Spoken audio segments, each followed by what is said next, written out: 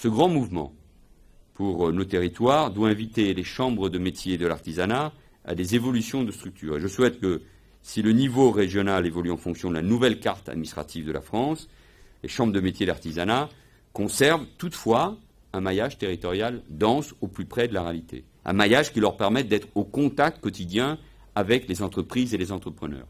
Car cette proximité est un atout, en particulier pour l'apprentissage, qui doit être une priorité. C'est en effet un problème, car les nombreux efforts, malgré les nombreux efforts accomplis, l'apprentissage n'est pas à la hauteur de ce qu'il devrait être. Nous avons même assisté à un recul de l'apprentissage au cours de ces dernières années. Nous avons évoqué longuement cette question ce matin avec l'ensemble des partenaires sociaux, représentant les entrepreneurs comme les salariés, et ça sera l'un des sujets importants mis à l'ordre du jour de la grande conférence sociale des 7 et 8 juillet prochains. Et puis ici, nous sommes très attachés à l'apprentissage.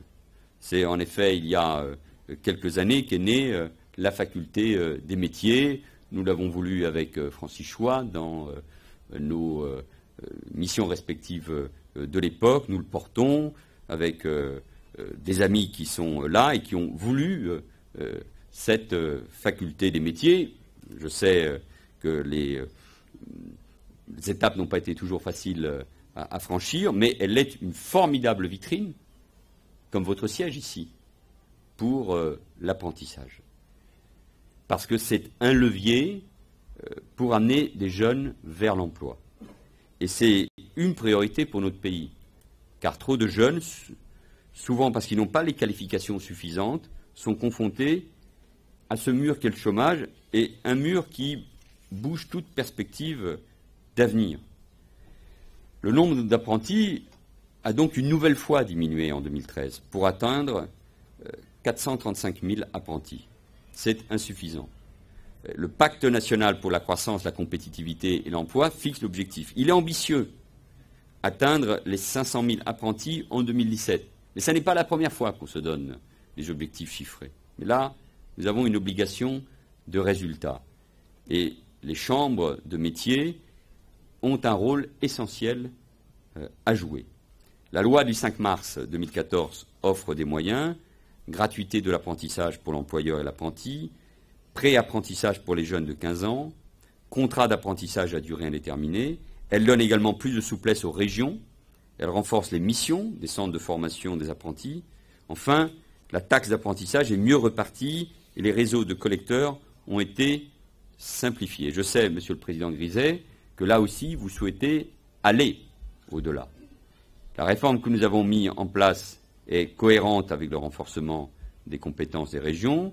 Nous veillerons à ce que la répartition des moyens entre les centres de formation soit équilibrée, parce que je sais que c'est une de vos préoccupations, des moyens qui sont en nette augmentation d'ailleurs, 50 millions d'euros de plus dès 2015, 150 millions en 2016. Mais sans doute, à l'occasion de la conférence sociale, il faudra être encore plus inventif. Il faudra que la part aussi prise par l'État et le gouvernement permette d'avancer. Il y a sans doute des normes, des décisions qui ont été prises par le passé qu'il faut faire évoluer. En tout cas, il faut une mobilisation sans précédent. Moi, j'ai toujours en tête mes visites nombreuses à la faculté des métiers, ici, et de voir des familles avec leurs enfants.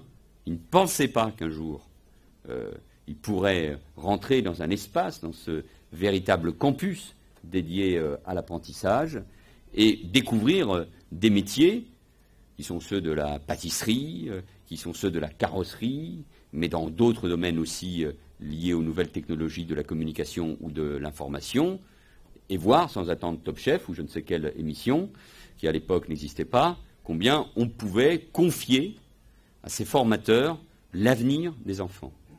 Et que ce soit dans les CFA ou dans l'éducation nationale, la formation professionnelle, l'apprentissage sont des métiers d'avenir.